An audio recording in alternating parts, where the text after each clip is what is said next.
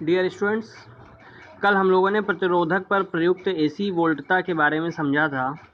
तो इसमें देखिए, ये जो सर्किट है इसमें एसी वोल्टेज लगा हुआ है। जो एसी वोल्टेज है आपका V = Vm sin omega T है, और इसमें केवल एक प्रतिरोध लगा हुआ है। ठीक है, इसमें केवल एक प्रतिरोध लगा हुआ है। तो इसमें जो है हम क्या करेंगे, किरचॉफ का नियम लगाएंगे, किरचॉफ का लूप का नियम। तो V - IR = 0, ये हो जाएगा, यही किरचॉफ का नियम है।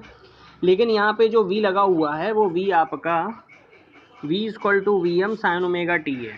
ठीक है, ये वाला आपका V लगा हुआ है।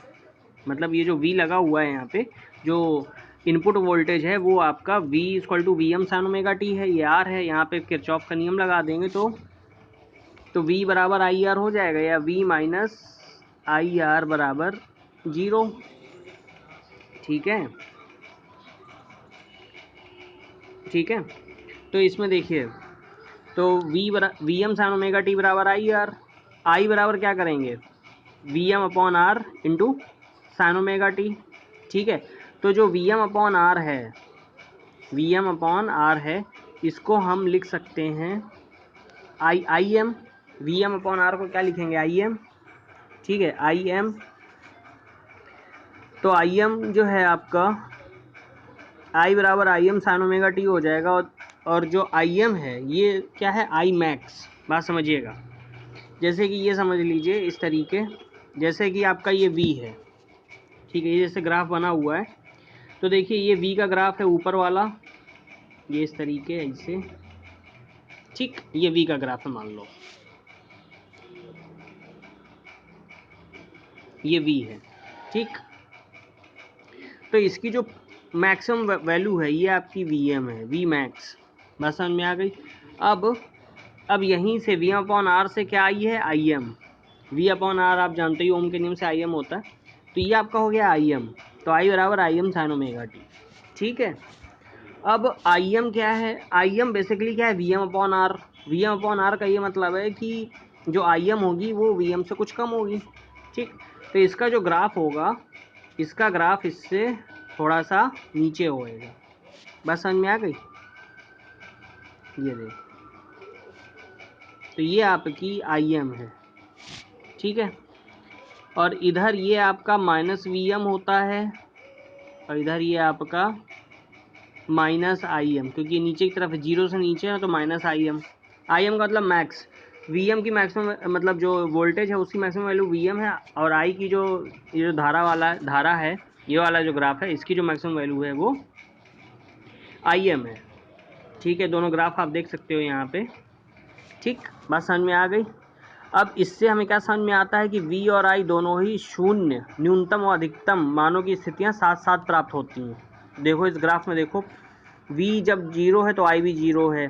V जब मैक्सिमम है यानी कि जब Vm है, उसी समय I भी आपका Im है। और V देखो पाई पर जब आपका 0 हो रहा है तो I भी आपका 0 हो रहा है। ठीक, ऐसे ही 2 पाई, तो 2 पाई पे भी आपका 2 पाई पे भी देखिए 0 हो रहा है। ठीक है, और ये नीचे इधर आपका ये देखिए निगेटिव हो रहा है, ये इधर ये निगेटिव हो रहा है आपका Im, ये -Im हो गया, इधर ये आपका हो गया -Vm। बस समझ में आ गई, यानी कि साथ साथ ये घट बढ़ रहे हैं, इसीलिए इसको कहा जाएगा क्या, ये समान कला में है। बात समझ में आ गई, ये क्या है, समान कला में है। ठीक है, और हम देखते हैं कि प्रयुक्त वोल्टता की भांति धारा भी ज्यावक्रीय रूप में परिवर्तित होती है। तदनुसार प्रत्येक चक्र में इसके धनात्मक और ऋणात्मक मान प्राप्त होते हैं। अतः एक संपूर्ण चक्र में तात्क्षणिक धारा मानों का योग 0 होता है, अतः माध्य धारा 0 होती है। यहाँ तक आप समझिएगा।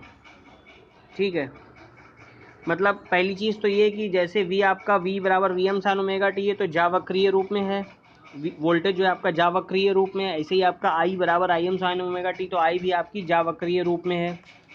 ठीक है, और प्रत्येक चक्र में इसके धनात्मक और ऋणात्मक मान प्राप्त हो रहे हैं। तो देखो 0 से पाई में ये ऊपर की तरफ पॉजिटिव है, और पाई से 2 पाई में ऊपर की तरफ निगेटिव है।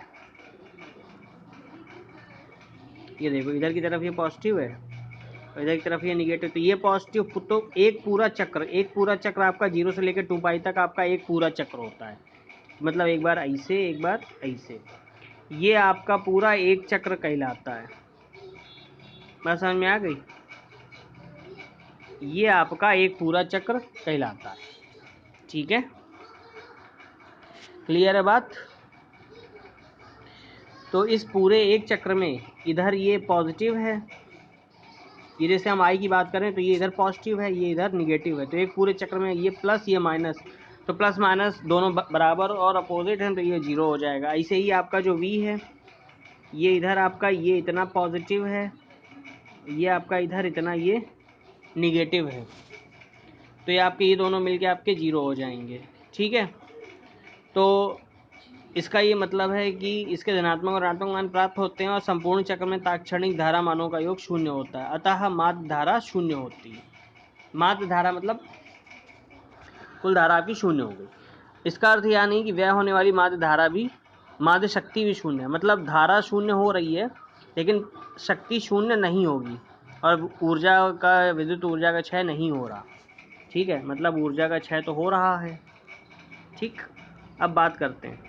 हम जानते हैं कि जूल आई स्क्वायर आर द्वारा व्यक्त होता है, और आई स्क्वायर क्या है? सदैव धनात्मक है। बस समझिएगा, आई स्क्वायर क्या है? सदैव धनात्मक है। चाहे आई धनात्मक हो या ऋणात्मक पर निर्भर करता है, न कि आई पर।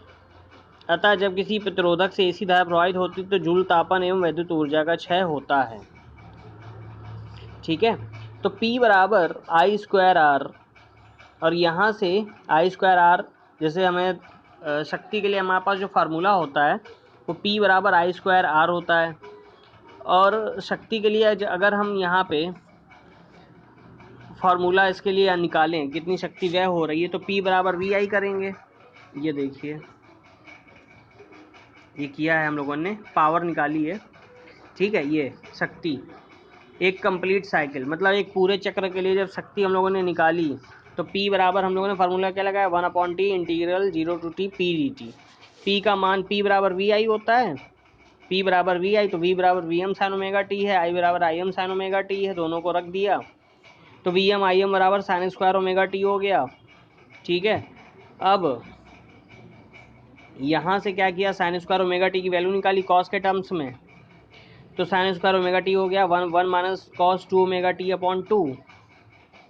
ठीक है, तो ये हो गया आपका V M I M upon 2t, फिर 0t 1 minus cos 2 omega T, और t 1 का जो है वो इंटीग्रेशन हो गया small t minus sine 2 omega T, cos 2 omega T का हो गया sine 2 omega T upon 2 omega.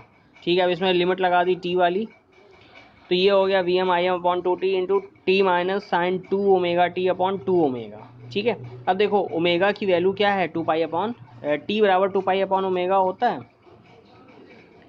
तो आप यहाँ पर ओमेगा बराबर 2 पाई अपॉन टी रखेंगे। ठीक है, तो 2 पाई अपॉन टी जैसे ही आप रखोगे ओमेगा बराबर ऊपर वाले, जैसे साइन 2 ओमेगा टी लिखा वहाँ पे आप ओमेगा बराबर 2 पाई अपॉन टी रख देना, तो टी टी कैंसिल हो जाएंगे, साइन 4 पाई बचेगा, और साइन 4 पाई की वैल्यू क्या होती है? 0। कॉस पाई 0 होता है तो साइन 4 पाई भी 0 होगा। तो इधर वाला टर्म जो है आपका,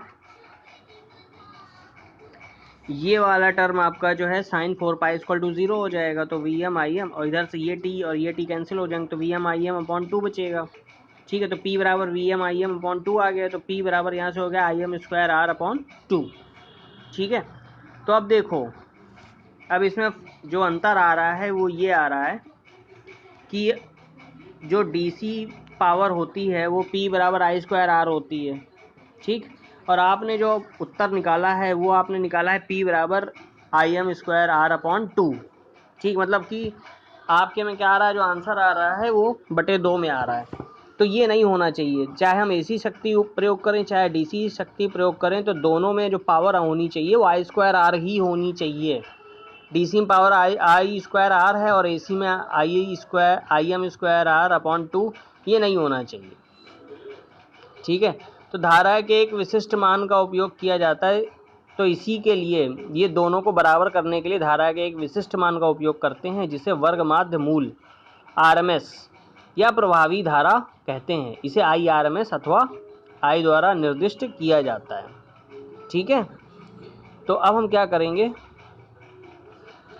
ये देखो, ये जो सबसे ऊपर वाला पॉइंट है ये आई एम है, आई एम का मतलब आई मैक्स, नीचे देखो माइनस आई एम है, और इधर ये जो बीच में आपको दिख रहा है ना वो आई वाला है। ये जो लाइन आपको दिख रही है ना, ये क्या है, ये आई आर एम एस है।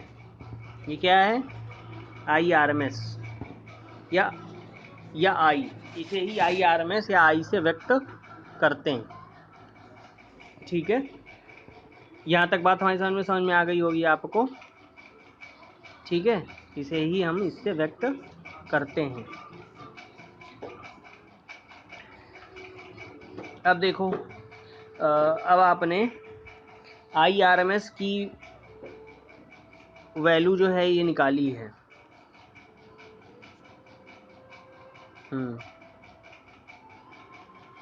हम क्या करेंगे, आई आर एम एस की वैल्यू निकालेंगे। ये देखो, ये जो ग्राफ बना हुआ है, तो ऊपर की तरफ देखो वी एम है और नीचे आपका वी आर एम एस है। ठीक है, वी आर एम एस क्या होता है, वी एम से नीचे होगा। कितना नीचे होगा अभी आपको पता चलेगा। और एक चीज़ और देखो, वी आर एम एस और जो ये डी सी है, इन दोनों की पावर बराबर है। दोनों ग्राफ बने हुए हैं। तो देखो, ये जो वी आर एम एस वाली लाइन, मतलब एक तो ये वी एम हो गया जहाँ पे इसका पीक है, ठीक है, और एक आपका ये वी आर एम एस, यही आपकी पावर वाली लाइन। ठीक है, तो ये दोनों देखो बराबर है, तो वी आर एम एस के ये जो पावर आई है ये वी आर एम एस के बराबर है। ठीक है, तो ये पूरी की पूरी एक साइकिल या एक चक्र ये आपका कहलाता है DC voltage and RMS voltage supplies the same power. चाहे डीसी वोल्टेज हो या आरएमएस वोल्टेज हो, ये दोनों के दोनों इनके द्वारा एक ही शक्ति जो है वो समान प्रदान की जाती है। अब हमको आरएमएस निकालना। आरएमएस का मतलब होता है वर्ग माध्य मूल। ठीक है, वर्ग माध्य मूल। तो वर्ग माध्य मूल का क्या मतलब होता है, जो भी आपके पास जैसे सपोज V1 V2 V3 ये कुछ आपको वैल्यूज दी हुई हैं, तो क्या करोगे, पहले उन सबका वर्ग करोगे, यानी V1 square plus V2 square plus V3 square, फिर उनका माध्य लोगे। माध्य का मतलब ये जितने उनकी संख्या होगी उतने से डिवाइड कर दोगे। ठीक है, तो सपोज n है तो n से डिवाइड कर दिया, फिर उनका मूल निकालोगे यानी कि अंडर रूट निकालोगे। ठीक, अब चलो इसके बारे में कल बात करेंगे, क्योंकि नहीं तो वीडियो बहुत बड़ा हो जाएगा। ठीक है, ओके, थैंक यू।